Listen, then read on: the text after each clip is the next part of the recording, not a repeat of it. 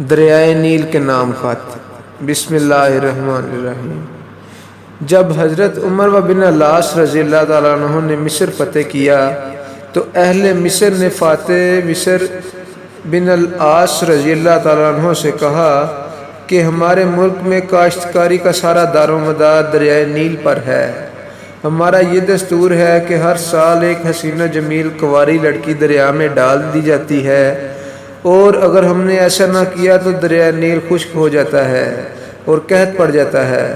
حضرت عمر بن العاص رضی اللہ تعالیٰ عنہ نے انہیں اس رسم سے روکنے کا حکم دیا، اور جب دریا سوکھنا شروع ہوا تو حضرت عمر بن العاص رضی اللہ تعالیٰ عنہ نے یہ واقعہ حضرت فاروق اعظم رضی اللہ تعالیٰ عنہ کو خط میں لکھا۔ جواب میں آپ رضی اللہ تعالیٰ عنہ نے تحریر فرمایا کہ دین اسلام ایسی وحشیانہ و جاہلانہ رسموں کی بالکل اجازت نہیں دیتا، اور آپ رضی اللہ تعالیٰ عنہ نے دریائے نیل کے نام ایک خط لکھ کر بھیجا جس کا مضمون مندرجہ ذیل ہے۔ بسم اللہ الرحمن الرحیم۔ یہ خط اللہ کے بندے عمر بن خطاب کی طرف سے نیل مصر کے نام ہے۔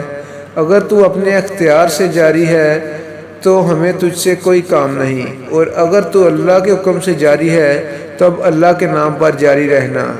جب خط کو دریائے نیل میں ڈالا گیا تو ہی دریائے نیل بڑھنا شروع ہوا۔